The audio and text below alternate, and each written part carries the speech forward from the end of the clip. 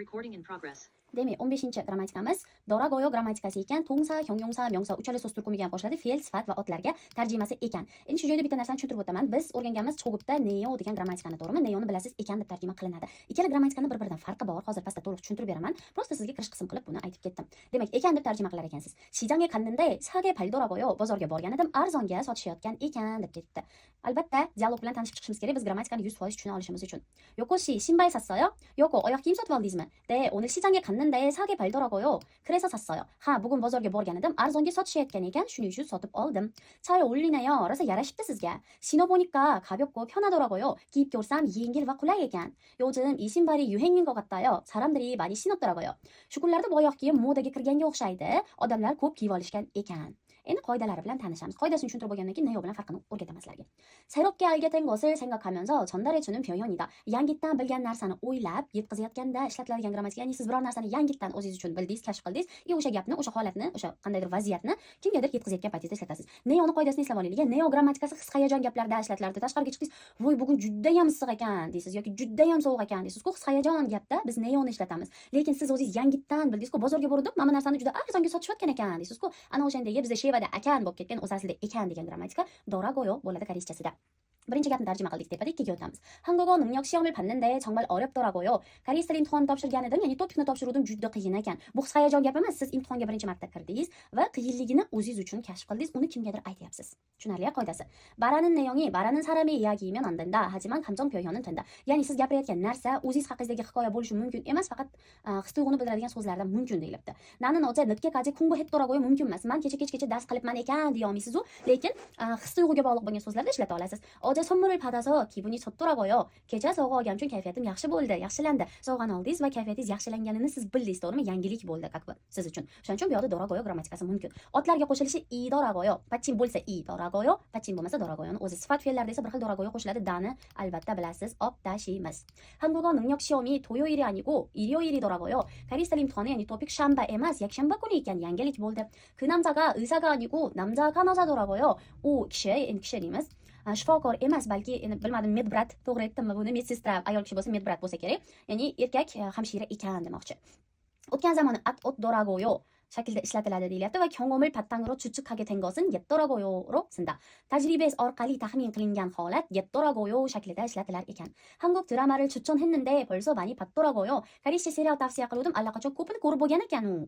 간장 떡볶이는 맵지 않아서 아이가 잘 먹겠더라고요. 간장, ya'ni sousli, soya sousli 떡볶이 achchiq bo'lmagani uchun bolalar yaxshi yeyolar ekan. Kelasi zamoni get더라고요, o'tgan zamoni at더라고요, hozirgi zamoni doragoyo shaklida qo'shilar ekan. Dialoglarni ko'rib chiqamiz. Buni qoidasi sal ko'proq mana pastda, lekin hammasi oson. Tushuntirib beraman hozir.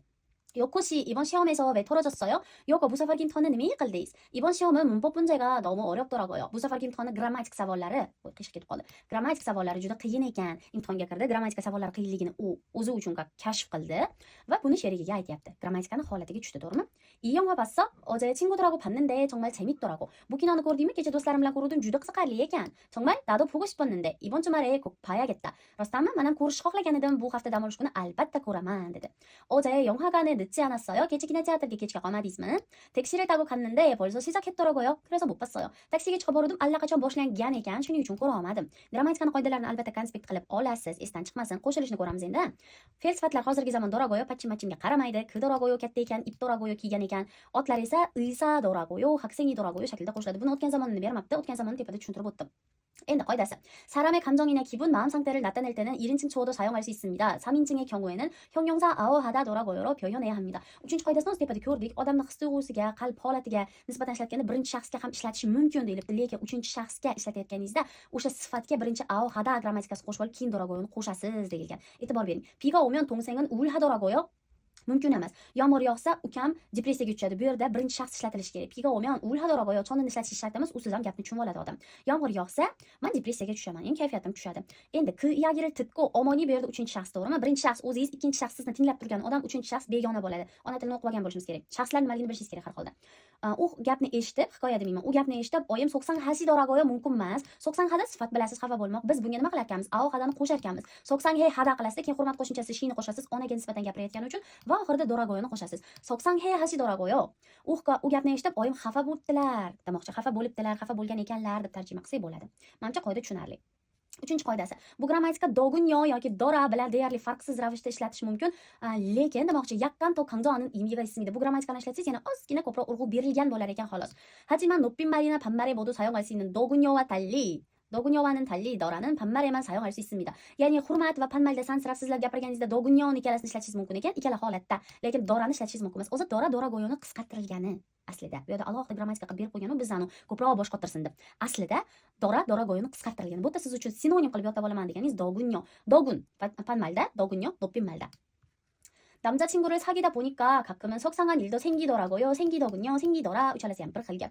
Ya'ni birorta yigit bilan gaplashib ko'rsang, ba'zan seni xafa qiladigan ishlar ham sodir bo'lar ekan. Ya'ni bilasiz, namjachingu sizga gul podarka qilmaganda yoki sovg'a podarka qilmaganda yoki uchrashuvga chiqmayman, vaqtim yo'q deganda siz xafa bo'lasiz. Mana shu holatga tushadi bu. Endi 5-inchisi, 과거에 완료된 일에 대해서 atotdoragoyo를 사용합니다. O'tgan zamonda tugallangan ish harakati uchun atotdoragoyo ishlatilar ekan. Endi misolda ko'ramiz. 일본에 도착하니까 눈이 오더라고요. E'tibor bering, ikkala gap bir xil shaklda turibdi. Yaponiyaga yetib kelsam, qor yog'ayotgan ekan. Yetib kelishi bilan qor yog'ayotgan bo'lgan, ya'ni qor osmondan tushib turibdi. Ikkinchi gapda vatdoragoyo siz qor yog'ib tugab bo'lgan ekan, ya'ni o'sha yerni oppoq qoplab bo'lgan. Yog'mayapti, lekin qor yog'gani ko'rinib turibdi. Mana shu holatda ishlatiladi deyilgan. Menimcha grammatikalarimiz tushunarli. Endi hozir sizlarga mashqlarni tushuntirib beraman. Buni qanaqa bajarishingizni va mashqlarni bajarib video orqali ko'rib tekshirib olasiz. Demak, inchayni qo'shib chiqasiz qavs ichidagi so'zlarga, keyin qavs ichidagi so'zlardan qaysi holat to'g'riligini topasiz. Bu juda ham zo'r mashq. Tepadagi 4 ta so'zni joyiga qo'yib berar ekansiz kontekstga. Bundan ham ikkita birikmani birlashtirib, bitta gap yasar ekansiz. Mana rasmga qarab gaplarni birlashtirib berasiz. Avoporida qavs ichidagi so'zlarga grammatikani qo'shamiz. Mana shu gaplar to'g'ri-noto'g'riligini grammatik jihatdan topasiz. 3-yonsibda tepadagi 4 ta so'zni joyiga qo'yib beramiz. Hozir poryo so'zini yozib beribdi sizga, mana bitta bittasi ekan. Qolganiga qo'shib qo'yasiz. 3 dona so'z ekan. Keyingisi, mana shu she'rni o'qiysizda, yorimin shipga qaboryotda degan gapda qanday his-tuyg'u bo'lgan, shuni topasiz. Issiqligini nazarda tutganmi, qo'rqqaninimi yoki jalqa xafa bo'lganinimi, ojirobda bu bosh aylanish tartibsiz degani. Qaysi hissiyot to'g'ri kelyapti mana shu gapda, shuni topib berasiz. Dorogoyo. Doimgidek qavs ichidagi so'zlarga grammatikani qo'shamiz. Gaplar grammatik jihatdan to'g'ri tuzilganmi, yo'qmi topasiz. Bularni birlashtirar ekansizda, o'zi mana boshini yozib qo'yibdi. Davomini siz prosta grammatikani qo'shib, dorogoyni qo'shib terib qo'ysangiz bo'lganini.